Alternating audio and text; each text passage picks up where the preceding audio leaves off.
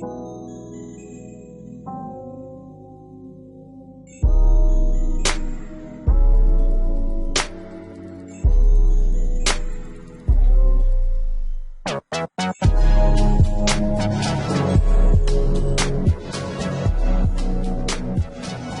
I hope everyone is doing well as we enter into the third week of the school semester. But before we dive into the mini lecture, I'm just going to go over a few housekeeping things.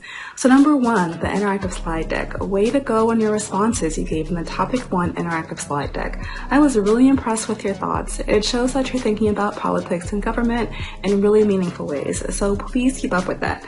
And as I mentioned in the announcements this past week, it's absolutely crucial that you do this as it's meant to help you in your learning process and develop those self-guided learner muscles.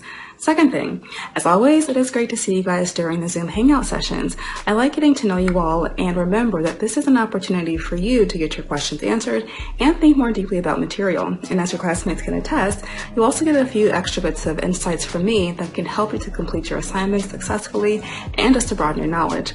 The last thing, I know that some of you are still a little having difficulty in adjusting to the new normal of online classes, so I just want to start out by giving you some extra tips that I'm hoping can make things easier, especially considering that we'll be doing this in 2021. So number one, change up your environment. It's easy to feel stuck eventually if you're sitting in the same place all the time. So if you feel like you're not being able to be productive, then just try switching up where you work. It's like giving your brain a bit of a reset. Second, accountability partners. Now, one of the ways that I stay on top of my tasks is to work with my friends who are also fellow professors. We'll get together to do Zoom work sessions so we can get through our tasks together and make sure that we're staying on top of things by asking each other about our goals towards our progress.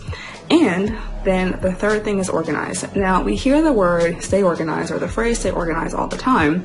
But what does that mean? So to be organized means that at any given moment, you can quickly recall all the items and tasks you're responsible for accomplishing on an hourly, daily, and weekly basis. And as well, you know when those things are due. Additionally, you can easily find the information that you need to help you with those tasks. So please make sure that you're always staying on top of your list, due dates, and information. Okay, on to the mini lecture topic, which is all about public policy. Now, this is really important because policies are the laws that shape our lives and outcomes. And these are the mechanisms or social contracts through which elected officials actually enact their plans and agendas. And so this is a really important year for policy because in November 2020, we have the opportunity to vote on quite a few. So the more you know about policy, the more informed you'll be as a voter and someone who can inform other voters. Additionally, pay attention to what political candidates say about the policies that they plan to enact to achieve goals like pandemic relief, racial justice, access to education, tax reform, the economy, a healthy environment, and more. So with that, let us get on to our mini lecture. Greetings and congrats on getting through the first week. You have a basic grasp on the purpose of government, the foundational elements that support it, and most importantly, how it matters to you.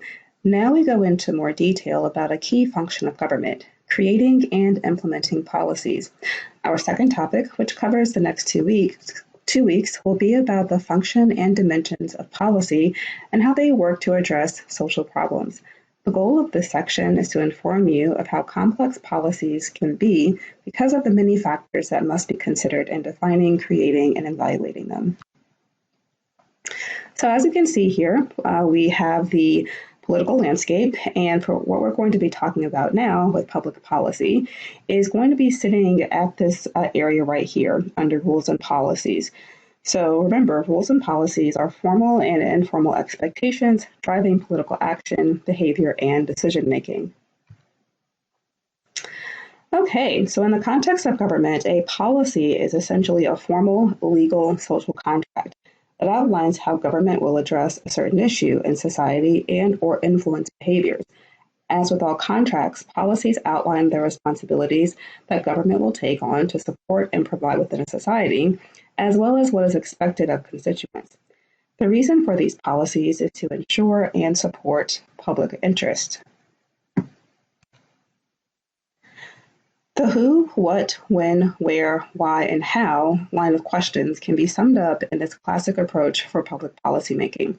Number one, problem definition.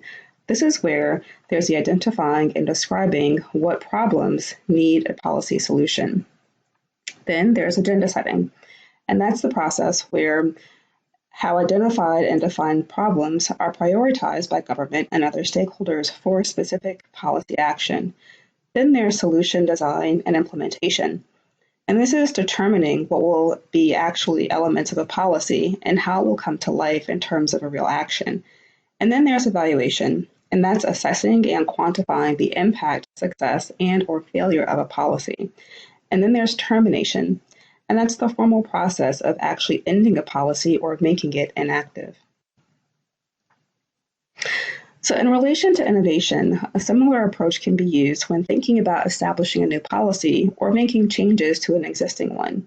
So going back to that line of questioning, some questions that you might find really important to ask when it comes to innovation in policy is, why might a new policy or change to an existing policy be necessary? For instance, you might want to ask, has the problem changed? Has the nature of the problem changed? Then another type of question is, how exactly will a new policy or change be different and potentially beneficial? So this is where you get into doing comparisons between new policies or changes in policies to existing ones. And then last, what is necessary to support a new policy or change? Will this innovation put a strain on existing policy resources? So one thing to remember is that the implementation of policy requires things like money, people, organizations, and other types of resources. And so when you're looking to do a new policy or make changes to an existing one, it's important to assess if the resources available can actually support that change. And if not, how will those resources be made available or created? Okay, so the classic policy topology developed by Theodore Lowy generally places public policy in several categories. One type are regulatory policies, and these aim to mitigate criminal, corrupt, or unethical behaviors that could do harm to groups and people by limiting behaviors and actions. Then there's distributive policy, and these types of policies ensure that government provides goods and services to groups and people. And then there's redistributive policy, and this focuses on redistributing resources to ensure equity.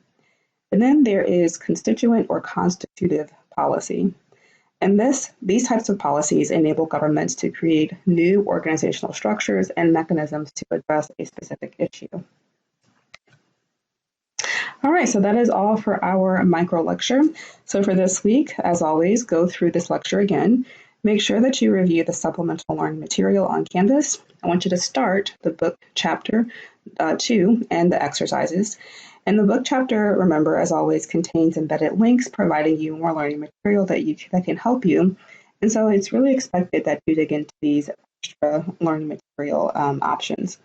And then always remember that the hallway on Canvas is there for you to engage with your classmates with great conversation about what you learned and things that you're thinking about, and you can receive some bonus points for doing that. For next week, make sure that you complete the book chapter and the exercises, and that's going to be due on September 27th at 11:59 p.m. And then continue to use the hallway during the next week as well to enliven your learning experience. All right, that is it for me. Have a wonderful day. If you have any questions, again, please feel free to reach out to me, your classmates, and you can even post the question on the hallway.